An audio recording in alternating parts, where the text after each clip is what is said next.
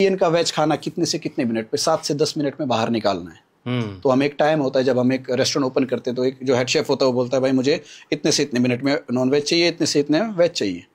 तो ऐसा रहता है। तो पर्टिकुलर एक टाइम होता है ऑर्डर का, उसको बनाने के लिए मैक्सिमम हमारे पास बैकअप होता है। बैकअप एक हमारी लाइन में कहते हैं मीज़ा। इट मीन्स कि हमारे पास जो जिस चीज़ को हमने बनाना है उसका सामान सारा पड़ा है। ओके। एक आपने मेरे को टेबल दे दिया, इसमें मैंने अपना मेज़ा सेटअप कर दिया सारा। गार्लिक काट के रख लिया, प्याज काट के रख लिया, धनिया काट के रख लिया, ग्रेवी सेट करके रख ली। ऑर्डर आया, कड़छी से गार्लिक डाली, ग्रेवी डाली, बनाया और बाहर। पर्टिकुलर अगर मैं देखूँ मिनिमम मुझे 7 से 10 मिनट लास्ट एक वेज ऑर्डर को लगते हैं, 12 से 15 मिनट नॉन वेज ऑर्डर को लगते हैं एक रेस्टोरेंट में निकालने में। अगर भीड़ भी हो जाए तो भी पर्टिकुलर डिपार्टमेंट जो होते हैं उसमें शेफ्स रखे होते हैं। एक डिपार्टमेंट में 3 से 4 शेफ होते हैं। अगर आपके पास दिन की इतनी अच्छी सेल जा रही है तो ऐसा रहता है, तो स्मूथ वर्क चलता है। मेन पावर बहुत जरूरी होती है। अगर एक रेस्टोरेंट को हम स्मूथ, मार कौन खाते हैं, मार वो खाते हैं जो चाहते हैं हम एक शेफ से 3 काम निकलवा लें, बट वो बंद भी जल्दी हो जाते हैं और वो फूड भी टेस्ट नहीं मेंटेन कर पाते।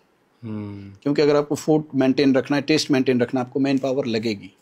अच्छा एक बात बताइए सर, हमने कहीं सुना है ना कि यार उस वाले रेस्टोरेंट का खाना मंगाओ बड़ा स्वादिष्ट है उसका, ठीक है।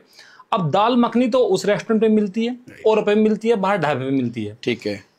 बनाने का प्रोसेस एक होगा सबका जी, फिर टेस्ट कैसे अलग होता है, क्या ऐसे यूनिक होता है जो वो करता है? देखिए हर एक शेफ का एक अपना पर्सनल भी कुछ कह सकते हो आप, लेकिन आप अगर कह रहे हो कि पर्टिकुलर हर एक बंदा एक चीज एक तरीके से बनाता है, बिल्कुल नहीं।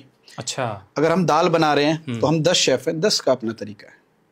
अच्छा। कोई पूरी रात तंदूर में पका रहा है, कोई इस कुकर में सीटी लगवा रहा है, कोई उसको गोटा लगा रहा है अच्छे से, बड़ा जो थापी होती है उससे दाबी, उससे बढ़िया उसको अच्छे से मसल रहे हैं। तो हर एक बंदे की अपनी पर्टिकुलर रेसिपीज होती है। दाल को आप जितना टाइम तक पकाओगे, कम से कम 15 से 16 घंटे उसको तंदूर में रख दो। जब आप रात को रेस्टोरेंट क्लोज करते हो, दाल मखनी की जो लगन कहते हैं, हमारा बर्तन जो होता है पीतल का, उसमें डाल के तंदूर पे रख दो आराम से। सुबह तक दाल मखनी का मतलब बेसिकली है क्या, कोई 1 किलो बटर डाल रहा है, कोई 2 किलो बटर डाल रहा है। मक्खन को मखनी कहते हैं जी, मक्खन को बिल्कुल भी मखनी नहीं कहते।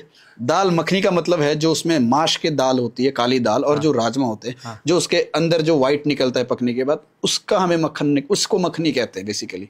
अच्छा। उसको हमें अच्छे से मैश करना है।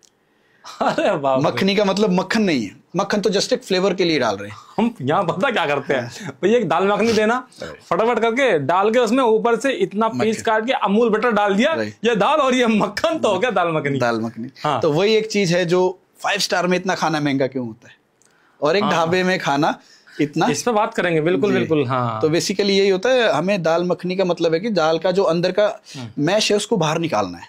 दाल में मक्खन डाल दी, दाल मखनी नहीं हो।